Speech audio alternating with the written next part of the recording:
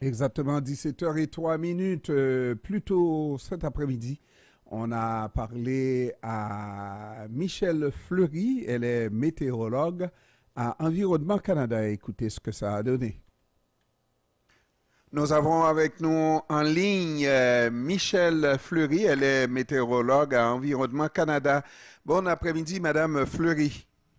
Bonjour. Comme ça, on annonce un cocktail météo après une dizaine de neige. Maintenant, on a beaucoup de neige en prévision. Oui, effectivement. Donc, ça a déjà commencé à tomber sur Montréal et la neige va s'intensifier après 18 heures ce soir. Et la neige va aussi devenir mêlée de grésil pour finalement se changer en pluie verglaçante et en pluie. Donc, à la fin de la nuit, on attend de la pluie verglaçante. Ça se change en pluie vers 6 heures du matin sur la rive sud. Mais pour Laval et la couronne nord, ça va attendre un peu plus tard, vers 7 ou 8 heures. Autrement dit, pour la région métropolitaine de Montréal, la neige qu'on aura reçue, parce que j'ai parlé de disette et je parle maintenant de beaucoup de neige, il me semble que on aura vu la neige, mais ça restera pas longtemps, n'est-ce pas? En fait, la neige va quand même rester parce que les températures douces et la pluie qu'on attend demain ne vont pas réussir à faire fondre tout ce qui est au sol, étant donné qu'on retombe à des températures sous zéro dans la nuit de mercredi à jeudi. Et en plus, on s'attend à une autre bordée de neige samedi.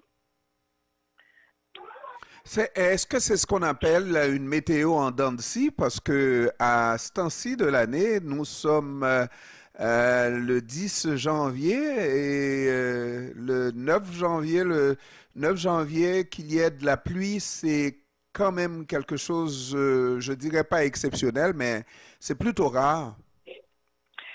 Ben, en fait, ça arrive presque chaque année qu'il y a des redoux au mois de janvier. Là, c'est certain que ça fait pas longtemps qu'on est rentré dans des conditions plus hivernales. Là. C'est seulement depuis cette semaine. Auparavant, il faisait plus chaud que la normale. Mais il faut pas s'alarmer de voir de la pluie cette semaine. On, qu'on peut voir, c'est qu'on rentre vraiment dans un régime beaucoup plus hivernal. Le cœur de l'hiver est encore devant nous. Donc, le redout là, de demain va être de courte durée, puis après ça, on attend encore de la neige pour la fin de semaine et les semaines suivantes. Hmm. Et maintenant, si on dit que dans la région métropolitaine de Montréal, il va pleuvoir et qu'on aura perdu un peu de cette belle neige, par contre, dans certaines régions, c'est l'hiver et c'est beaucoup de neige en perspective, pas vrai? Oui, les régions au nord du fleuve Saint-Laurent vont recevoir jusqu'à 30 à 40 centimètres de neige dans un axe à partir de l'Outaouais jusque vers la côte nord, en incluant le Saguenay-Lac-Saint-Jean, le nord de la Mauricie. Donc, beaucoup de neige à recevoir pour les régions du nord. Et dans ces régions-là, on dit qu'on fonctionne comme si on était en hiver, et puisqu'on est en hiver, parce que ailleurs, dans le sud, on semble fonctionner vraiment en dents de scie, comme on a dit tout à l'heure. Ici, à Montréal, c'est vraiment en dents de scie qu'on fonctionne. Oui, peut-être, là, mais c'est juste temporaire, c'est juste l'espace de demain, puis on verra pour la suite. Là, on surveille un autre système assez important pour samedi qui devrait être en mesure de nous apporter beaucoup de neige. Euh, et là, on va voir on est vraiment en hiver. On est véritablement en hiver, là. Et à partir de maintenant, est-ce qu'on pourrait dire que ça va être toujours des températures hivernales? On peut pas le prédire, hein?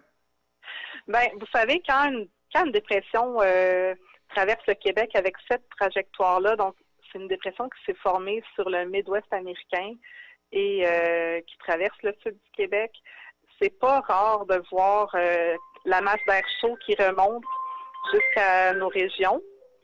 Et quand la masse d'air chaud arrive, ben il peut y avoir des températures au-dessus de zéro et un peu de pluie, là.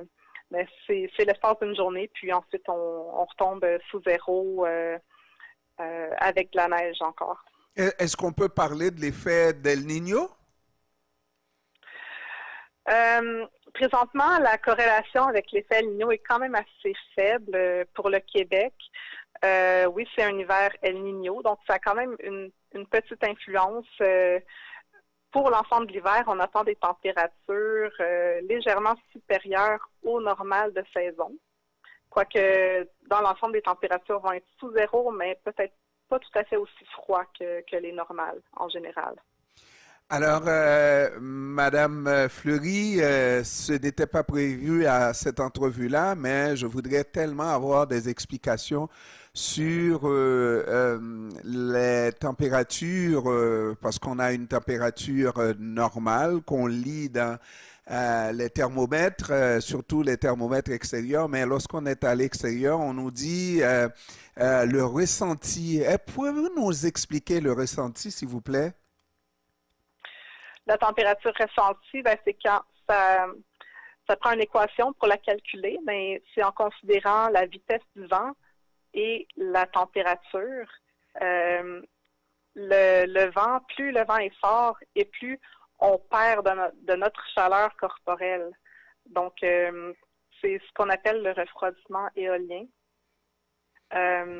Et c'est basé sur des expériences qui ont été faites sur des personnes là, dans des conditions de froid et de vent.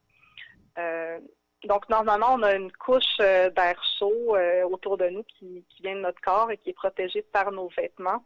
Mais plus ils ventent, puis moins on est capable de garder cette chaleur-là.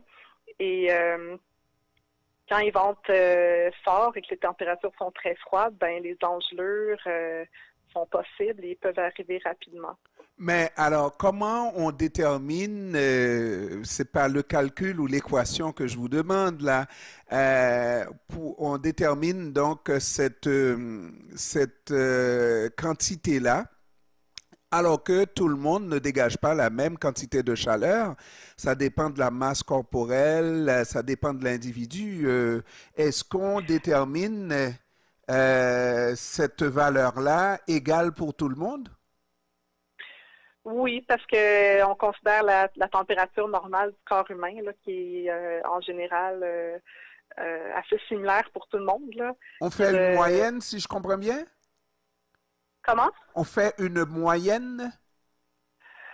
Oui, ben, en général, la température du corps humain là, qui est considérée là, comme de base, c'est 36,9 ou 37 degrés. 30, Ensuite, ça dépend, oui. ça dépend comment la personne est habillée. Hein, lorsqu'on est dehors, là, c'est ça qui fait vraiment la différence. C'est surtout l'habillement. Donc, le ressenti, moi, si je suis très chaudement habillé par rapport à quelqu'un qui est légèrement habillé, moi, mon ressenti n'est pas le même que celui de l'autre, là. Voilà, c'est évident que si quelqu'un est dehors et qui ne porte pas les vêtements suffisants, en conséquence du froid, ben, il peut se faire des engelures plus rapidement que quelqu'un qui est bien habillé. Voilà, merci, merci Michel Fleury. Vous m'avez fait gagner quelque chose là parce que je me suis dit que le ressenti ne peut pas être la même chose pour tout le monde et vous m'avez donné l'indication. Merci beaucoup. Ça me fait plaisir. Michel, merci. Michel Fleury est météorologue à Environnement Canada. Merci, au revoir. Au revoir.